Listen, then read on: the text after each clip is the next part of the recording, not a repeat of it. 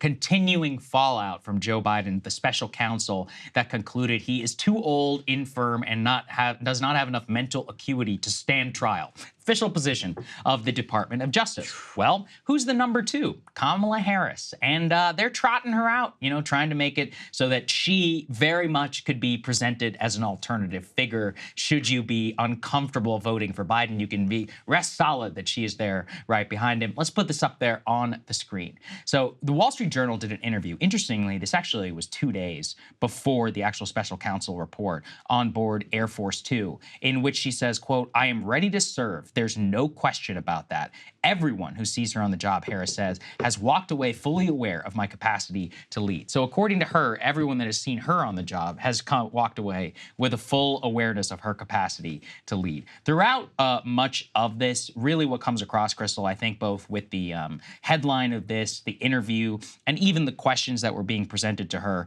it's obvious that for a lot of people, they're very understanding. Even now the press, which really was tight-lipped up until the point of the special counsel report, they're like, we need to seriously prepare ourselves for the fact that if this man wins re-election, he's going to die. He's going to die in office. Very, very possible. You can go watch my monologue in the past about life actuarial tables and how the odds are, and they're not good for him making it all the way to the end. But what comes across to me is the impossible position that the Biden-Harris ticket is, quote unquote, because for all of the approval rating problems of Biden, he's in Jimmy Carter territory, 39%, all of that, hers is worse. It's like she has a worse approval rating than he does, and we barely see her. And it's because anytime that we do, she just makes she has the most bizarre, affect. She's always, as Marshall has said at our live shows, reaching for an Aaron Sorkin-esque thing, and it comes out garbled. I mean, to me, she is like the absolute worst of the opportunists, the empty shell.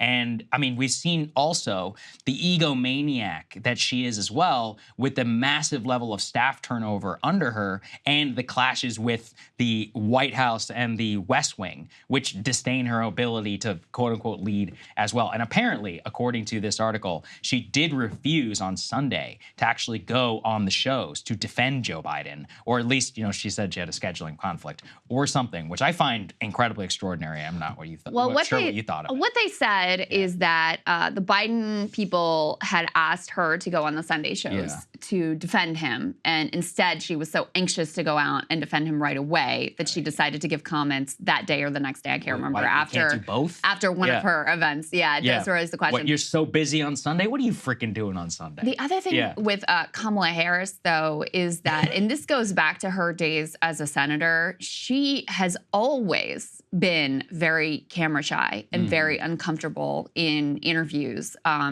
She doesn't like to have things coming at her that she's not prepared for.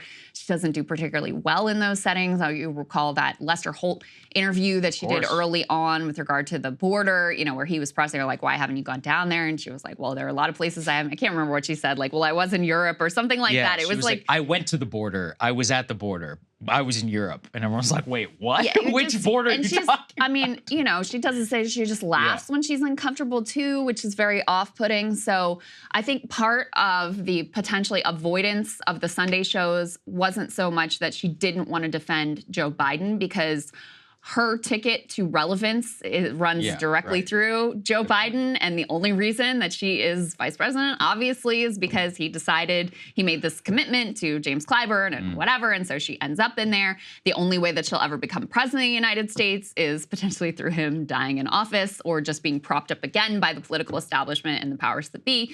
So I think she's very determined to support him however she can. So my read of the Sunday show avoidance was more her own discomfort in front of the cameras and fear of making her own mistakes, as it was about any sort of rift with her and the president. But just to back up what you're saying about her delivery, it's not just even the things she says that are so head-scratching, like you read the transcript and you're like, what?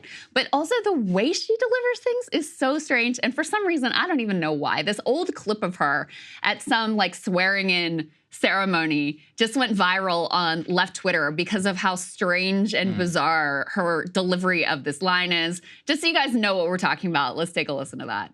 You think you just fell out of a coconut tree? You exist in the context of all in which you live and what came before you. No. What? Part, right. So, okay, what's the context here? Like, okay, what is the actual context? So actually, people went back and looked. She's actually quoting her mother, and her mom and dad were both like Marxists, basically. Well, I knew her dad And so people were, reading into this. This is some like accidental Marxism that she sort of imbibed, and I think that's part of why it went viral on left Twitter. But then the other reason is because, again, the delivery is just so strange, and like her mannerisms. And why are you saying that's at this swearing in ceremony for, I think, some people in the education department or something like that? This just like run of the mill, bureaucracy swearing in ceremony situation. So I got to tell you though, Saagar, the more that I see Joe Biden, the more ready for Kamala I am. You know how I feel about this woman and all that I've said about her. And I would take Kamala Harris over Joe Biden at this point, just between his age and between his support for Israel, which is like totally in unmovable, unshakable, locked in like 1973. Yes, Kamala Harris like moves with the winds. The winds are blowing against what Joe Biden is doing right now, and yet he will not move because his brain is stuck in, like I said, like 1973. So listen, I'm not saying it's great. I'm saying the bar is on the frickin' floor, and if I had a choice between Joe Biden and Kamala Harris at this point, it's not even a question in my mind. I would take Kamala Harris all day long. At least her synapses are firing in some direction. At least when I'm watching her, I'm like, what is she saying? But I'm not like, is she even going to be able to complete this sentence or find this word that she's searching for? So that's where I am at this point. I just can't get there. You would take Biden over Kamala? I don't know. I'd rather shoot myself in the head. Like, this is what I'm saying. But these are the choices we have on the table at this point, Saagar. It's like, to me, Krystal, I genuinely believe she would be the worst president since Andrew Johnson. And you can call me hyperbolic if you want. I think she's a race huckster. I think she is a opportunist. I think she is one of those people who, where the wind blows, as you say, look, maybe it go in the right direction on Israel. Look at the way that it's blowing within the blob on Ukraine. This lady will end up with us in a nuclear war. That's exactly where Joe Biden is. Listen, I agree. This is what I'm saying. It's not like it's different. It's an impossible choice. I just feel like, with regard to Israel, there is at least a chance, and the leaks behind the scenes are that she has been, uncomfortable with some of the direction of the Biden administration, and just by dint of her being younger, there is at least a chance she would be marginally better there. So, and like I said, at least the brain is somewhat functional, even though it functions in a very bizarre way at many times. But this is my thing. I'm not saying it's great, but yes, I would take Kamala Harris over Joe Biden at this point. That's a recency thing, because right now Israel is quote unquote the most important thing. But like, you don't know. I mean, listen, if the whole George Floyd thing happened while she was president, we'd have freaking Ibrahim Kendi in the Department of Anti-Racism under this lady. For me, it's just too existential. I don't know though. At the same time with Biden, like, I think he's gonna die.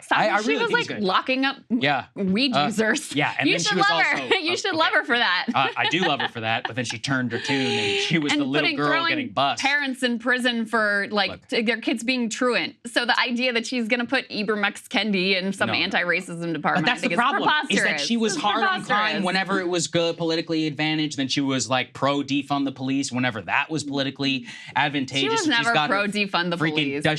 Play a clip of her saying she's in support of defund the police. Doesn't exist. I can go deep and show you even more how, like, at her personal level, how much she desires attention. If people want to go back and look at some of her early career, which was allegedly called sexist and all that at the time, to me, she's just an empty shell. Look, this is the problem. Like you're saying, you're putting me in an impossible position. Like, I don't know. I honestly don't know.